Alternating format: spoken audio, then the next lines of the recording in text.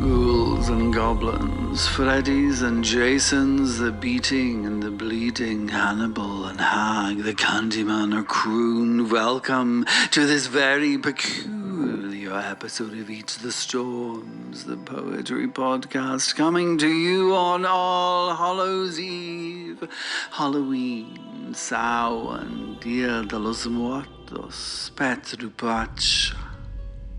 Tonight we are here to share with you a little bit of the other, the over, the passed over, the no longer living, beating, breeding, the poetry and prose to raise the hairs on the backs of the necks, to leave you uncomfortable if not unconscious. These are no tales of love. These are longings at times for the other, the opposite. These tales are coming to you on Spotify, Apple, Google, Breaker, Podbean, Player FM, Overcast, Pocket Cast, Castbox, Podcast Addicts, iTunes, Amazon Prime, and YouTube. Coming to you after the trick or the treats, the bobbing for apples and all else, the bonfires and the bloodbaths. This is Eat the Storms, the poetry podcast.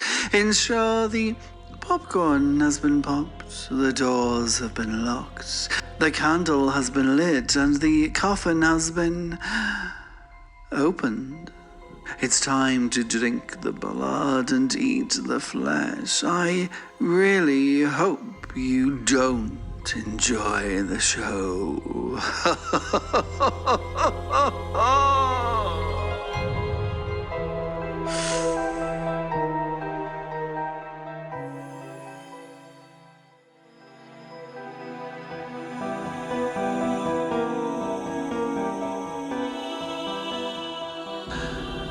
And for this peculiar episode, we begin with an unglamorous phantom, penned by a total scaredy cat who's hopeless at Halloween and would almost certainly be the first to die in a horror movie.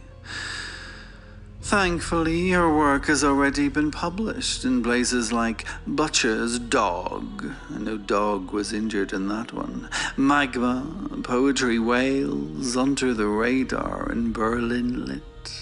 From Essex, this is Jen, Fearful Feroze.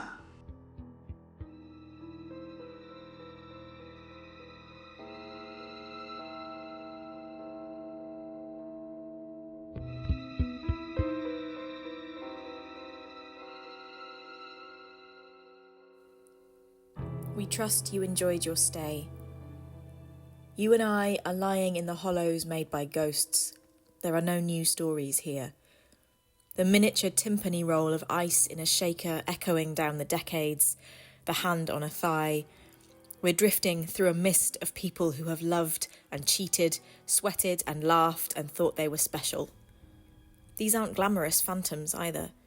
No lonely dancer or bellhop tipping a smoky hat, but common or garden adulterers, business people, and tourists who ring down for toothpaste and drink black coffee at breakfast, and get excited about robes in the wardrobe. Sparrows among ghosts. So come closer, upend the champagne in the ice bucket with a clang that will linger, leave sweet whispers on the pillow. We are the spectres for those who stay after us.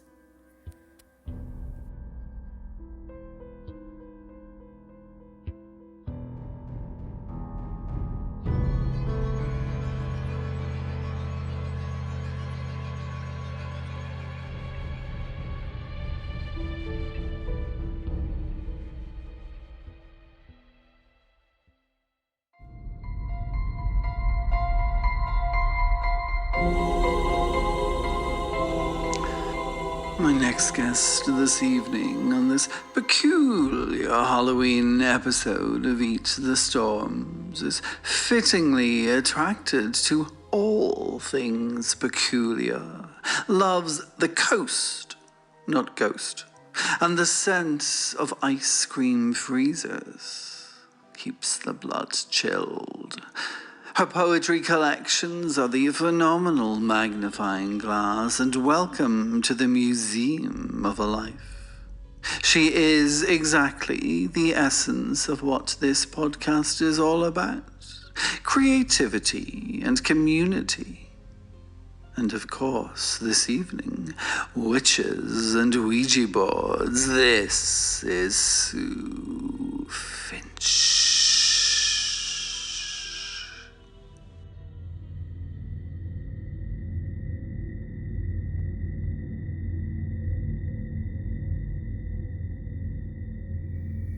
Damien, it's always a delight to read on Eat the Storms.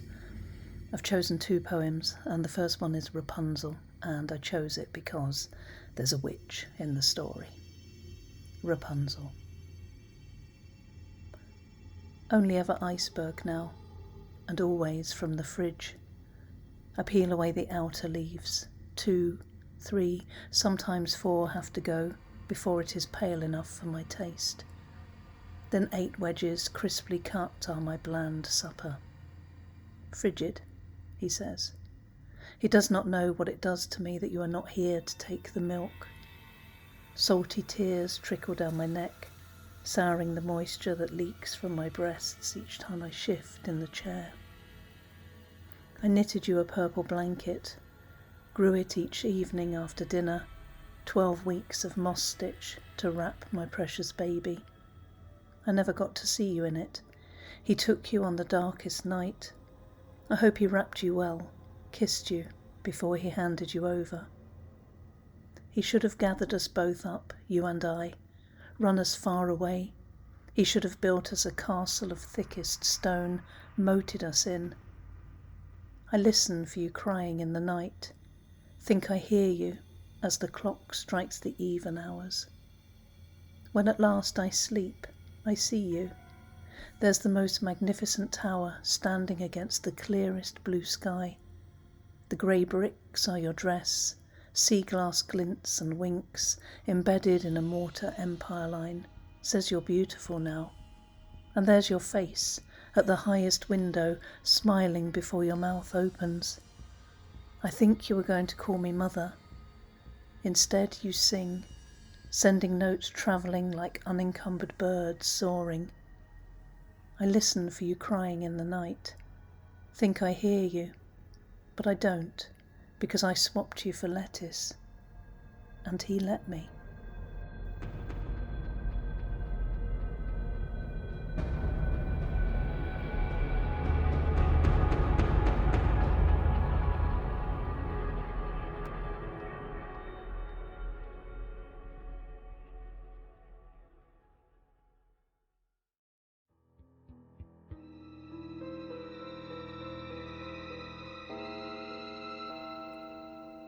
For my second poem, I've chosen Clam Bake because it's got a Ouija board in it. And for anybody who doesn't know, Clam Bake is the title of an Elvis Presley movie. So here's Clam Bake. Some say it was one of his worst movies. The night its title was spelt out in the tiles on the Ouija board, I'd not even heard of it. The question lingered on the air, like smoke from a blown-out candle. Is there anyone there? My thighs clenched, dreading a reply. A pause then, before the spelling began. E-L-V-I-S, and then Presley, as if the surname was needed as full proof. I loved Elvis, those movies with the helicopters, his coiffed hair, the songs, the way the crowds went wild while I sat unmoving on my settee. Which of your movies was your favourite? Such a waste of a question. So many things we could have asked, when of all the people calling on the dead that night, he chose Hourglass to slide across the table. Too scared to make a sound, I waited, watched that slow movement to the letter C before the frenzied zigzag to complete the spelling. I wanted to ask if he was happy. And if he was, why was he in our living room? I could never drink from that glass again. Each time I slid the cupboard door open, I forced myself to check it was upside down. Every day I wanted to smash it, to set the ghosts free. Thank you.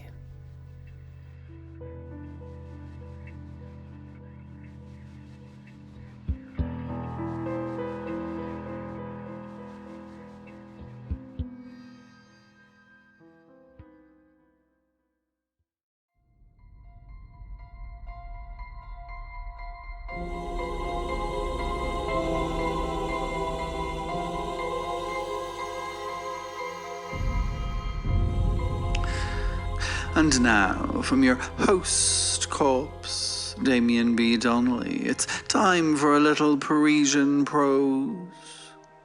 Unfortunately, this time there's no bistros, toy fells, not even a sneaky trip down to the cozy catacombs, no. Instead, it's time to visit the dead. The Wilds, the Piafs, the Syrahs, the Morrisons. It's time for a promenade à Père Lachaise.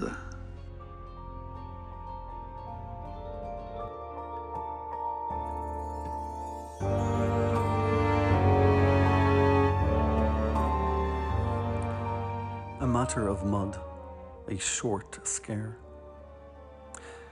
The American and British tourists were bent on finding Jim Morrison in Père Lachaise, while the Irish and Japanese for some reason longed to add more kisses to the now ballless Sphinx, lingering over the long decayed body of Wilde, who probably watched down over their stupidity, proffering some wicked remark as their rouged up lips found a free side of the concrete to consecrate.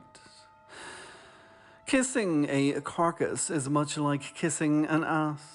You come away from both with a distinct desire to rinse your mouth immediately. At one point, somewhere amid the ongoing battle of trees trying to reclaim that conquered, consecrated landscape, I took a wrong turn into the shadows and a darkness fell, as if a cover had been placed over the sun like one drapes a cloth over the cage of a bird mid-song, and suddenly the silence is stifling. Darkness comes over you the same way when unannounced. The weight of its dominance takes on a persona, and its very essence runs its icy touch along your skin. Under its spell, and there was a spell, I lost sense of direction, trapped strikingly between the desire to run towards life and the horrid reality that I was standing upon so much death. I didn't believe in ghosts, not because I was sure they didn't exist, but because I'd never allowed such superstition to cross my path. But there, here, in the twist of day and night, amid that moss-covered beds of those who'd long since stretched out their hands to eternal rest, everything was open to suggestion. I twisted and turned over directions in my mind. The routes I'd taken that brought me here, literally and figuratively, I'd come for fun, to find the forever flames of the famous, now fruit for rooting worms. I'd come also to escape the daily drab of life, the 9 to 5, the rush hours, traffic jams, gossip, crowded metros, shoulder shrugs. I'd come to death to escape life, and lost my way beneath its shadow. I'd wanted something different, and found something terrifying instead. Mortality. Under the silence of the surreal, I heard bones rotting, flesh festering, souls scratching, my heart beating, the watch ticking, teasing me with every minute I'd wasted seeking diversions from the right road, the real road. The track trembled before me, Tombs lay broken and open. Dark holes reaching into darker realms that only Dante had dared to dwell on in life, and all that watched me were birds. Blackbirds, sinister sentinels, and not a single dove to drown out their darkness. I felt my skin tighten around tensed muscles. Pulses pound around veins starved for blood, as if my whole body feared its finality. Foresaw what would one day become of it, here in this place of buried beds and eternal sleep, where the angels crept and mourners weep. Behind the darkness, I heard a child's voice laughing, and I turned and ran towards its distant direction, but my feet heeded not my mind, and my footing fell upon a broken branch of nature, and a break of my ankle echoed through my frustration as I fell, and nature itself looked and laughed, and then laughed and looked on at length. I fell upon a grave. I fell upon an open grave, and lost sight of the cemetery. I lost sight of the trees fighting the concrete columns. Lost sight of that Madonna weeping. I lost sight of the stone-eyed angels, and so as I plunged down, deep down, I closed my eyes and waited to be swallowed by the bowels of the earth. With a shock, I jumped up. In bed. At home. In my bed, my home, not a grave, not the end, not Dante's Inferno. My breath could barely find itself in the confusion. Still stuck in the dream, that nightmare disguised as dream, down there in the lairs of hell. Eventually, in a sweat, I made my way to the bathroom and turned on the tap to wash my hands in the cold water and drown myself back into the security of reality. I looked in the mirror. It was still me, still my reflection, my face. I looked down to turn off the tap and noticed the dirty water running down the drain. And then I saw my hands covered in muck, covered in mud. My body, my entire body, my feet covered in mud. What's going on? I asked myself. What is happening? Has this all been real? Had I actually been to the cemetery somewhere under the cover of night and nonsense? I looked back at my reflection in the mirror, and it smiled back at me. My heart stopped. My skin tensed, just like in the dream. My reflection was smiling, but I wasn't. I wasn't anymore.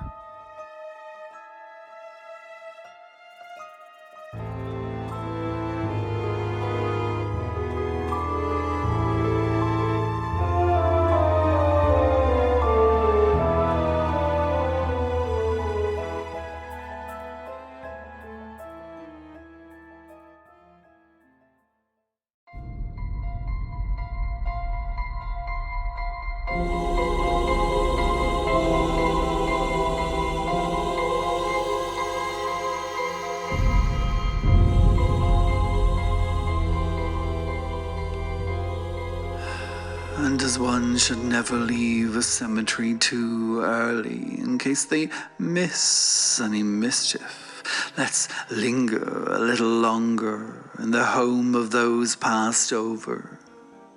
This time we're traveling to a cemetery in the United States for a poet whose collection fractured lollipop poems of brokenness, healing, and hope were read on the podcast previously. She's appeared in Pennsylvanian Bards, Scranton Poets Live, Local Gems Press, and when not terrifying us terrifically, she collaborates on children's books and is currently preparing for the launch of her first solo children's book. Here this evening with a raven's swoop, this is Mary Ann Abdo.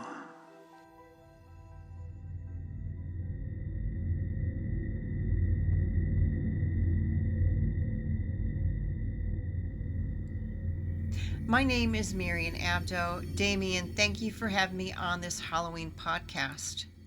The title of my poem is Statement of Testimony. A translucent, shadowy figure lovingly touches cold cemetery tombstones, a graveyard nestled in the Cunningham Valley. This figure honoring each decedent by whispering their names.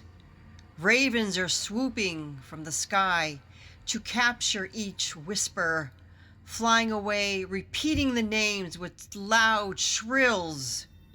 It startled me as I hid in the misty, damp cornfield, and the shadowy figure turned dark as the night sky, watching his glowing gold buttons move from stone to stone, recounting the tales of this valley with bravado and forlorn, hoping my shallow breathing would not be my final demise, remaining still as a corpse, hearing the far-off sounds of shooting stars streaking across Earth's dome. When dawn's faint light birthed upon a new day, suddenly the dark man of this ancient cemetery disappeared into the oak tree with the displaced black cat by his side. My breathing regained with a sigh of relief, knowing I will recount this new tale of mystery as a testimony of my never-ending life. Thank you, and happy Halloween.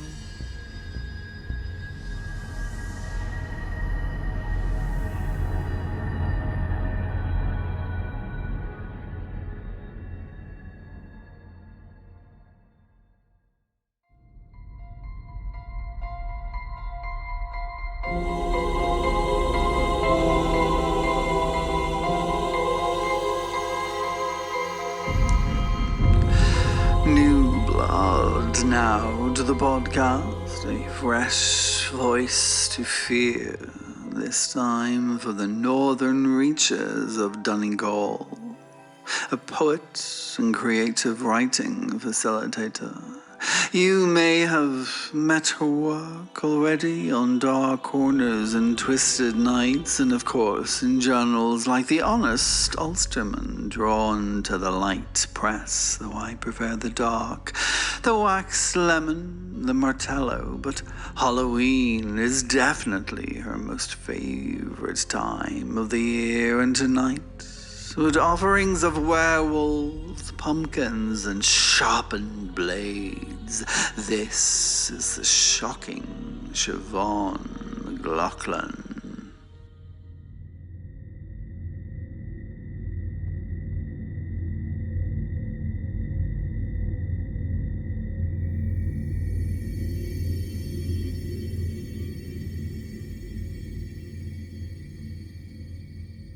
Hecat's Night. Night pools like an ink spill. The moon, a sharpened blade, an all-seeing eye.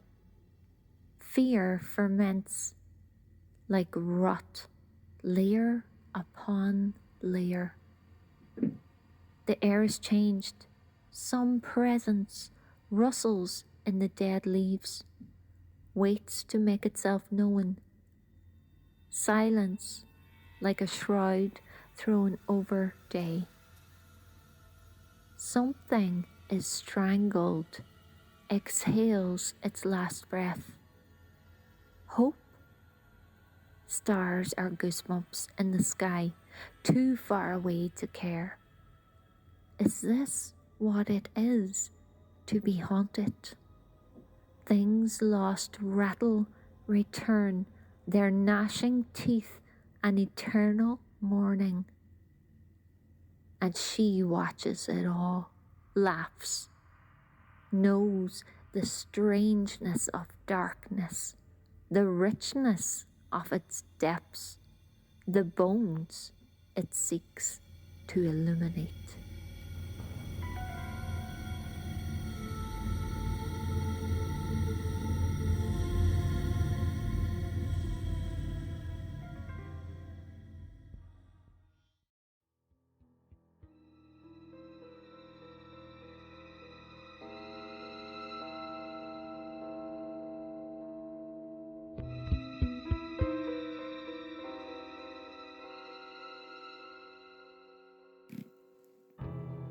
Mrs. Werewolf defends her husband.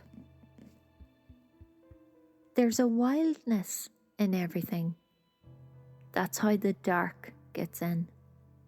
She tells herself on those nights when the moon is a giant egg and its silver light brandishes a sword to peace of mind. She expected moodiness, what with his shape-shifting self, the anger, the aggressive tantrums, howling like a loon, temper untethered in a wolfish way. No wonder Red Riding Hood got spooked. It took her a while, though, to get used to the blood in his fingernails, the growl still lingering in his throat, the green forest eyes, the rot-ripe smell of animal pelt. When he came home, his naked self reborn from breaking, how the bones must bend and split to become human again. Uncanny, but nature, she thinks, has its unpalatable ways. Counts herself lucky. All men are monsters. Hers, just once a month.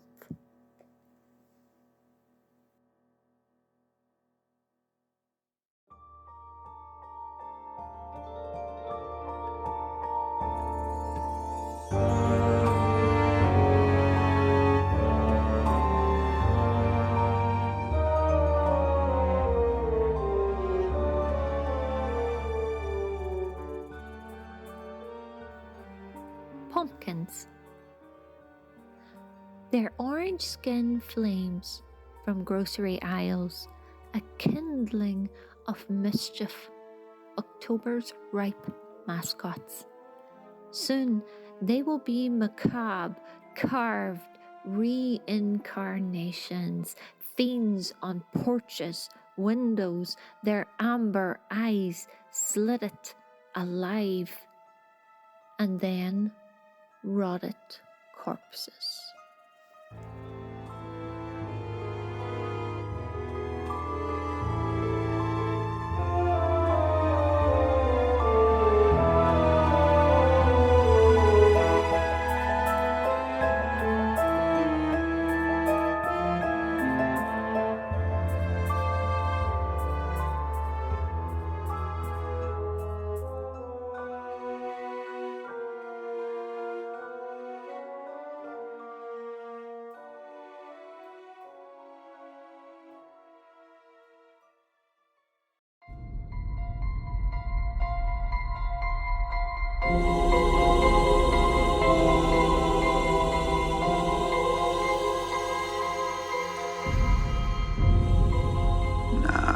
For another piece of prose, this time from inspired to broken spines. It's time for poet, playwright, and editor-in-chief, author of the beloved Neon Ghosts, And that recent 27 where he visited that Morrison singer sleeping. While not frightening us, he fosters literary communities through publications, open mic nights, and mentorship. But now, here this evening, he's a little less on our side and more on the other side. This is the alarming Alan Parry.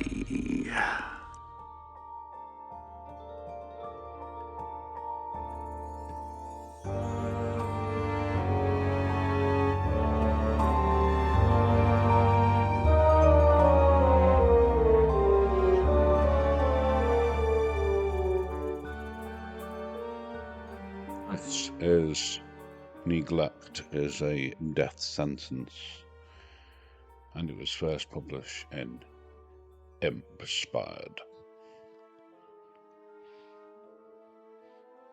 There was a time when deference to authority was in vogue, when folk admired school teachers, police officers, and men of the cloth. I arrived as this waned, a collected acquiescence, rebirthed as non-compliance, destined to burn out.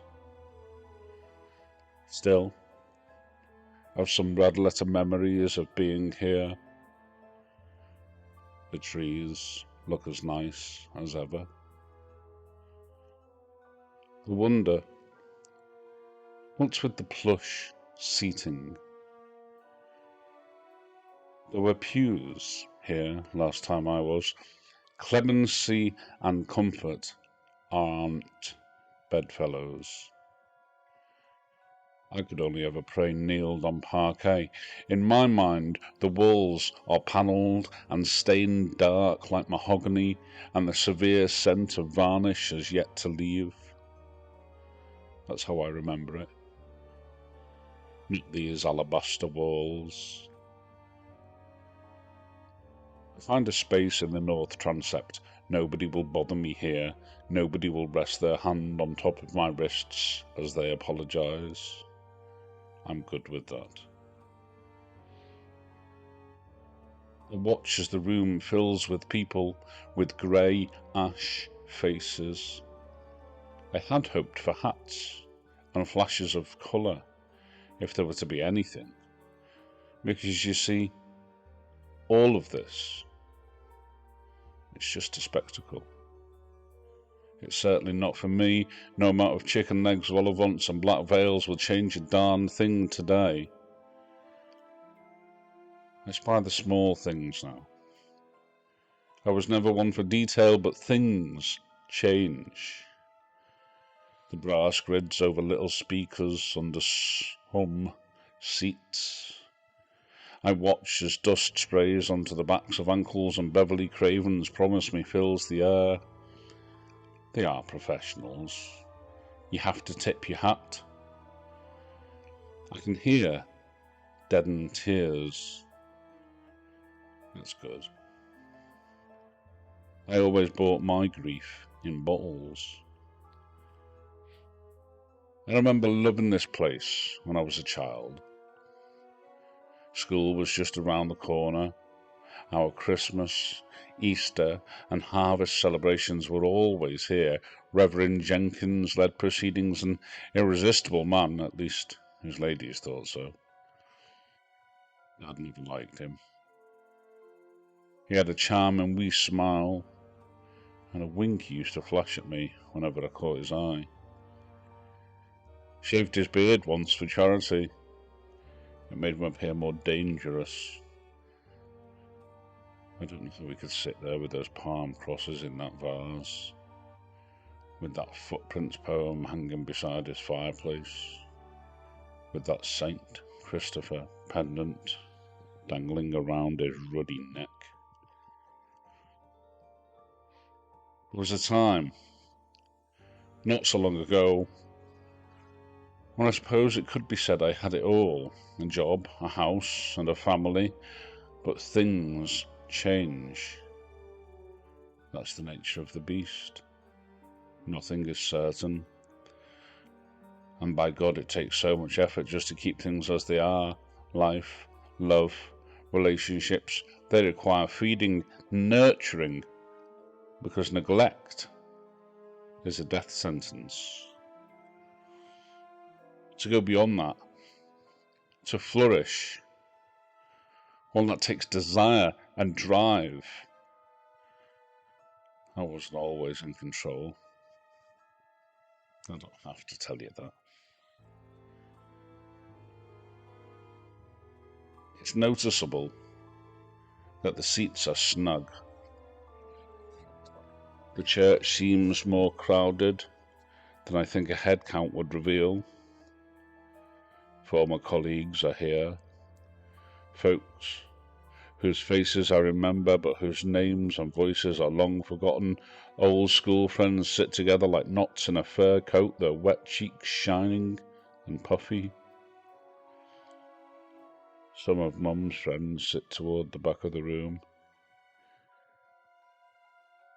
The very same women who told Mum to cut me loose when I split with Tilly. Women who took gossip for gospel and have no place in a church like this. My cousins, see you here again. The only time I ever laid eyes on you was when I was dropped off the twig. We should have fixed that. There are men I knew here who bought me drinks and forced themselves onto me, who I couldn't name now nor fight off then, men who pretend to be paying respects but are more likely ensuring that I am definitely gone. It's okay, gents. Your horrible secrets will die with me.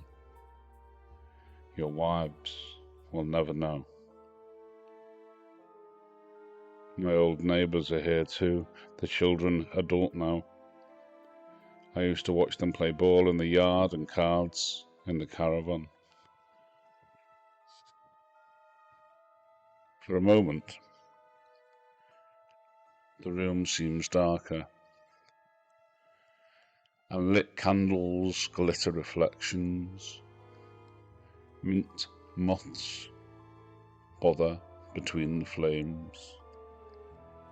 Quiet anticipation fills the emptiness, although the scrolls of chatter stop in an instant when, swept in on cold air, you all step inside together. Mum, you are becoming your bones, and our Colin, my Raymond. The sight of you makes me want to raise from my seat, morph into a flurry of further, and glide through you and about you. It's the first time in forever I have felt true love. You know this, of course. Duty brought you here. We both know sometimes I willfully got things wrong. Love is a strange thing. I'm not going to pretend that I've ever fully understood it. I know I was never any good at it. The cardboard coffin that enters the church behind you is splashed with white sunlight that falls through the stained, leaded windows. A surface of loss is stirred and awakened. I feel my cheeks begin to sting when I realise for the first time that I'm not bound by physical laws any more, that my body laying before the room, that my life filling the memories of mourners, that my spirit hiding here in the transept are disconnected and no longer one. Still, how did it ever come to this?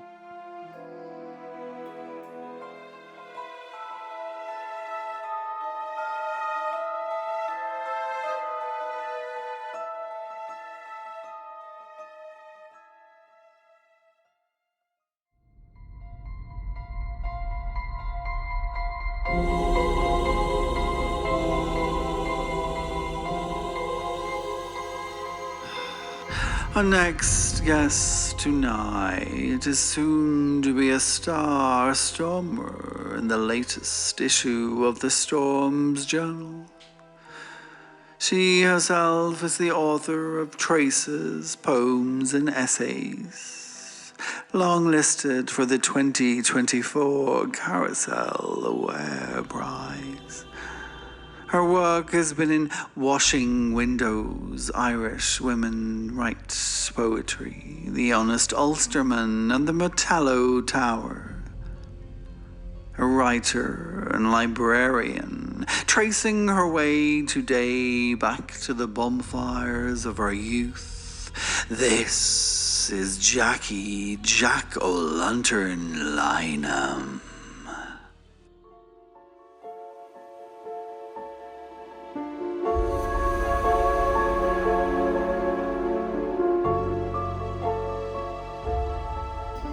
Halloween, 1980s Dublin.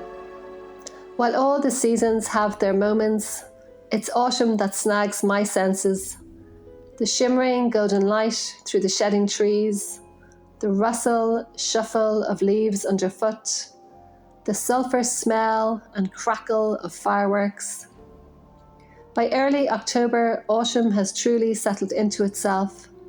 The evenings are cool and dark, yet occasional sunny days keep our spirits high before the clock falls back and blackness envelops us once more. The first of the fireworks whistle over our green, and ghoulish decorations appear in windows and gardens, and I am hurtled back to 1980s Northside Dublin. For the weeks leading up to Halloween, we would scour the neighbourhood for bonfire material. Kids with tyres in supermarket trolleys would be seen racing through the streets trying to steer their stash to safety. The older teens would boldly knock on all 42 doors on our road, and our neighbours would retrieve stockpiles of old furniture and wood from their back gardens and sheds. One year, to my horror, my parents availed of this free disposal service by adding my bed to the bonfire pyramid. Halloween Day itself would arrive in a frisson of excitement. An unofficial rota would be drawn up, and we would take it in turns to guard our bonfire pile from gangs on the prowl hoping to increase their own supplies. Each road battled to build the biggest bonfire, so you dare not go in for your Colcannon and Barnbrack without finding anyone to take over lookout duty. As soon as the sky darkened, the parents and older teens would stride over to the bonfire, and us younger kids would be warned to stay well back from the dancing flames. Fireworks acquired from the street traders in Moore Street would be set off by dads and older brothers, while we would watch on in awe, giddy with excitement, but always on high alert for bangers that might go astray. The dressing up for going around the houses was discussed for weeks in advance. There were no shop-bought costumes, elaborate makeup, or pumpkin-shaped bags for us. Instead, we had black sacks, coal-smeared faces, our mother's jewellery and long headscarves draped around us, and occasionally stuffy plastic masks with the pinching elastic string. The first stop was always to Dean's house. We'd race over to their front garden, and our knocks on the door were barely answered before we'd roar, "Help the Halloween party!" Our eyes and bags wide open, ready to receive the treat of all treats, chocolate bars, because a couple of members of the family worked in the local Cadbury's factory. They were clued in to the boys, always the boys, attempts to knock twice or 3 times, and anyone spotted again would be swiftly sent packing. Mrs. Dwyer would give you a few coins, but only if you were willing to humiliate yourself with a song. And after that it was fruit, mostly apples and oranges, mandarins and seeded green grapes, and piles of monkey nuts, which rolled around the bottom of the H. Williams supermarket bag.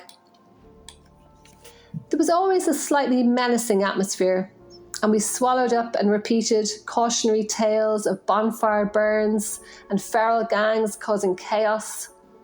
One year, a firework was lobbed into our hall, and from then on, every Halloween, my dad would nail shut the letterbox. My mum no longer answers the door to callers. She leaves the light off and sits in the back living room, watching telly, trying to ignore the loud bangs and anxious barks.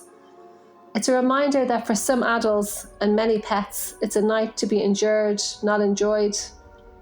But for me, Halloween, or Iha Hauna, is a celebration of the turn of the seasons from autumn to winter, on the night when the veil between this world and the next is at its thinnest, and the rustle of dry leaves underfoot, in shades of crimson and gold, reawakens the traces of a wild pagan spirit nestled deep inside my once Catholic-laced soul.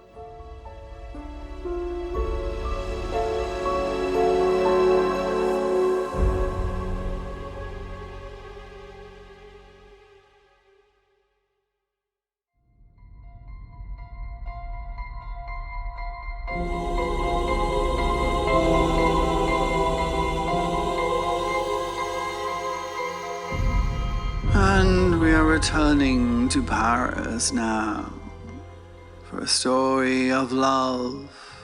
Well, not necessarily love, but more what happens after.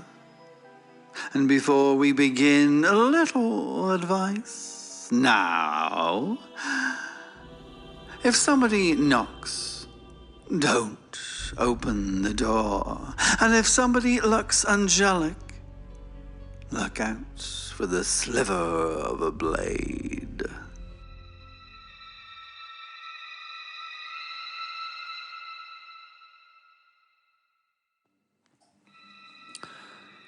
A thin slice of air. I'd been back a month.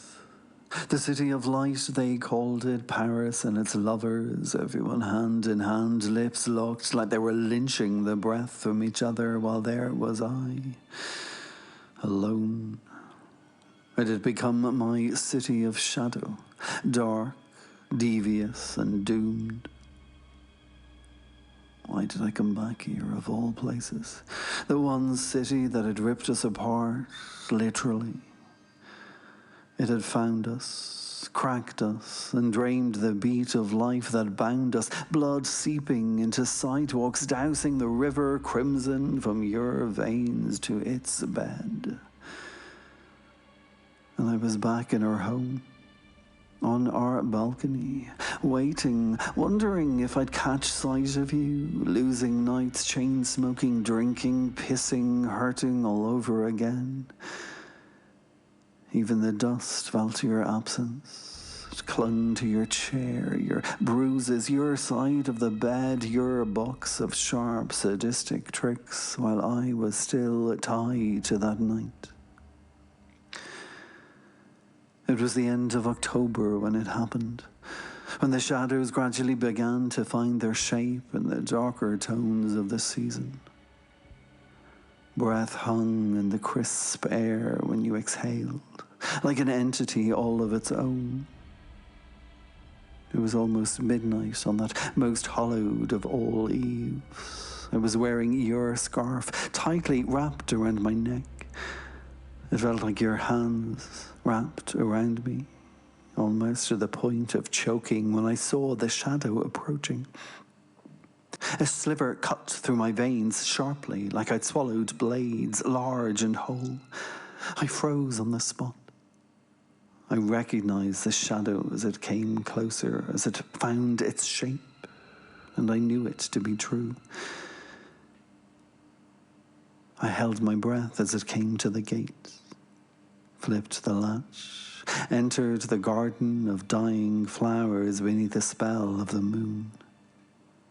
The door downstairs groaned open, followed by the slow, tortured creak of those worn wooden steps, the ones you always demanded me to fix. I wish that had been your only demand. Keys rattled next in the hallway, and I could feel the weight of them as if they were the keys to hell itself, until one twisted in the slot of the door, which used to be our door. The lock clicked just as I stepped in from the balcony, my pulse beating so hard that it felt like the veins of my body were being snipped towards the core. The form stepped into the dimly lit room, and I recognized the scent immediately as tears burned down my face. I opened my mouth to scream, but your hand caressed my cheek, wiped my tears before you put your lips against mine, and I was captive again in your disastrous embrace.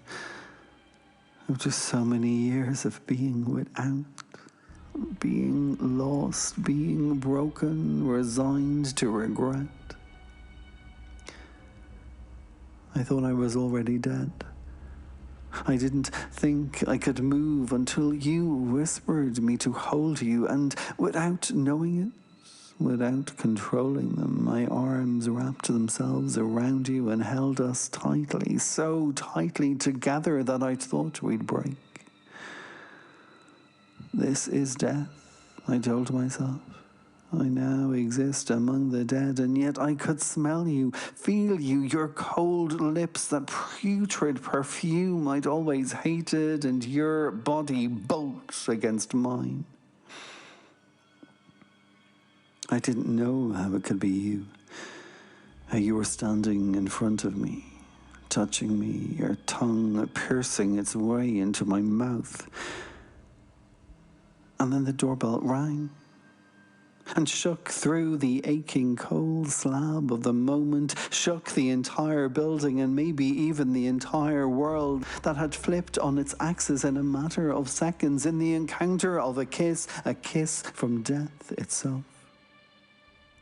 The kids, I said, as if everything was normal, unsure of what else to say. Don't. It's Halloween. They're just looking for candy. You turned, and somehow you were instantly out of my grip, standing by the door, turning the handle, but I hadn't seen you move. You stood in silence, regarding the children outside, dressed as ghouls, monsters, and one peculiar child, hidden from head to toe in a princess costume, perfectly in character except for the gaping wound on her neck. She held a knife in her tiny hand, as real and as sharp as a butcher's pride and joy. You shouldn't be playing with this, my sweet. You'll get blood all over your costume, you said to her before you took the knife from her tiny fingers, and suddenly you were back again, standing before me, looking right inside me. The children were still standing in the doorway as you raised the blade, cutting through the thin slice of air that separated us, as if that was all that separated us. I don't understand, I said to you, knowing time had deserted me, realizing I'd wasted my freedom, watching the shadows, terrified of what would one day rise from them. You were dead, I said. I saw you bleed out in front of me. I know, my love, and I still am. The dead don't come back to life, not after their lover killed them. They just come back for the things they left behind, she said, and slashed the blade across my neck just below her scarf, and the warm blood gushed from inside out. She grabbed me and pulled me close to her as the life drained from my body, bringing her lips down on my neck, savagely sucking what was left from my veins. You took my life because you discovered my desire to kill. So I've returned to show you that very desire firsthand. she whispered into my fading life force. Happy Halloween were the last words I heard her utter as I dropped to the floor, while she took the hands of the children who watched from the shadows of the doorway, leading them off with a vengeful, demonic laugh.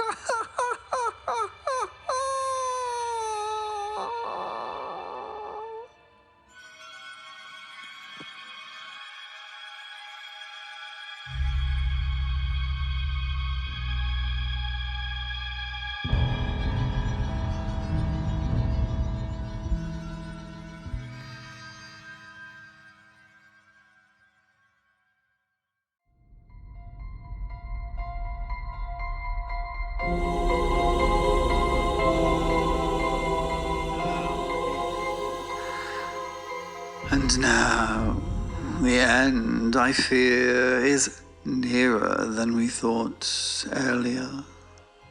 And what more fitting way to play us out than a little diluted, disembodied screaming? This time from a favoured guest of the podcast, a poet who combines music, poetry, and pop projects. His work has been curated in cult journals, some Leonard Cohen tributes, pilot presses of queer anthologies of healing. His books include Bo, Sadisto, and Fuck Pig Zeitgeist. Playing us out today in his own peculiar, perfect fashion.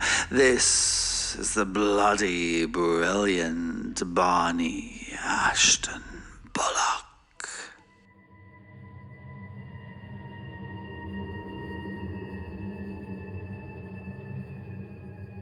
Confronting scant comforts,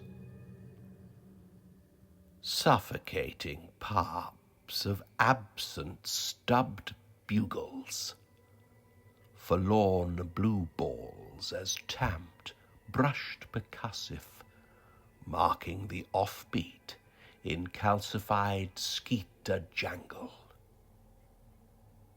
Ossified, paraded, emaciate, stooping, saluting the rubble where the palace stood.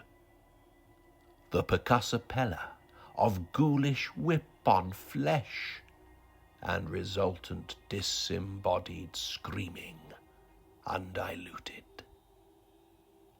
We confront scant comforts and find them wanting, a flail 'neath the load of our vexed wantonness, for which patchwork pageantry is no deflect from our yearn to thwart time, to welcome sentient revolution.